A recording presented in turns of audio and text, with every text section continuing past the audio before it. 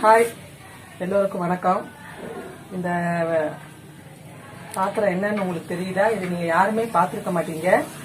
இதுதான் ரொம்ப ரொம்ப பழமையான ரயில் அடுக்குன்னு சொல்லுவாங்க. ரயிலுக்கு இதுக்கு என்ன சம்பந்தம் அப்படின்னு நீங்க யோசிக்கலாம். அந்த காலத்துல சேத்ராடம் போறதுக்கு, காசி ராமேஸ்வரம் இதுக்கெல்லாம் போறதுக்கு சமையல் பண்றதுக்குன்னே பிரத்யேகமா தயாரிக்கப்பட்ட ஒரு பாத்திரம். இதுல என்னென்ன இருக்கு அப்படின்னு சொல்லி உங்களுக்கு காமிக்க போறேன். பார்த்தாலே உங்களுக்கே ஆச்சரியமா இருக்கும். ஃபர்ஸ்ட் ஏதாவது ஒரு காய் பண்றதுக்குள்ள 2 அகலமான பாத்திரம். அடுத்து இத சிப்பல் அப்படின்னு சொல்லுவாங்க. இந்த சிப்பல் எதுக்குன்னா சாதம் வடிக்கிறதுக்கு, கஞ்சி வடிக்கிறதுக்கு, அடுத்து காய் வதக்கிறதுக்கு ஒரு சின்ன இழுப்பச்சட்டி, அடுத்து டவரான்னு சொல்றது காப்பி ஆத்துறதுக்கு இல்ல வேற எதுக்காவது யூஸ் பண்ணிக்கிறதுக்கு. அதுக்கடுத்து சின்னதா ஒரு பாத்திரம், கடுகு இந்த மாதிரி வச்சுக்கிறதுக்கு சின்ன சின்னதா பாத்திரங்கள் சைஸ் வாரியா கொடுத்துருக்காங்க. அதே மாதிரி தண்ணி மோந்துக்கிறதுக்கு சின்னதா ஒரு சொம்பு, அதுக்கடுத்து கூட்டு,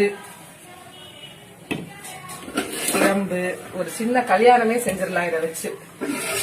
அதை விட ஒரு சின்ன பாத்திரம். கடைசியா ரொம்ப ஆச்சரியமா இருக்கும் உங்களுக்கு, பெரிய கவலை தண்ணி மூந்து வச்சுக்கிறதுக்கு. இதை விட ஒரு ஃபேமிலியே இதை வச்சு ரன் பண்ணிடலாம். ஆனா அது ஃபுல்லா ஒரு சின்ன அடுக்குலயே காம்பாக்டா ஒரு பெரிய இன்ஜினியரிங் ஸ்டூடெண்ட் கூட யோசிக்க முடியாத அளவு அந்த காலத்துல ரொம்ப அழகா பண்ணிருக்காங்க. எதுவுமே டிஸ்லோகேட்டே ஆகாது.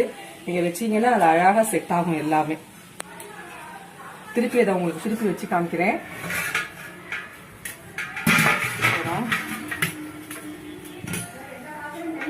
எல்லாமே தனித்தனியாக செட் பண்ணுறேன். 2 1 2 3 4 5 6 7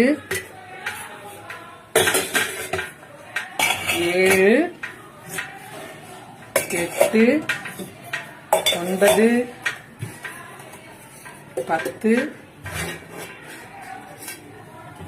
சிப்பல் 11 12 13 14. 2 in 1 கேள்விப்பட்டிருக்கீங்க. 4 in 1 அப்படிங்கிறது இதுதான். இந்த வீடியோ உங்களுக்கு பிடிச்சிருந்தா லைக் பண்ணுங்க, இல்லைன்னா ஷேர் பண்ணுங்க, இல்லை சப்ஸ்கிரைப் பண்ணுங்க. தேங்க்யூ.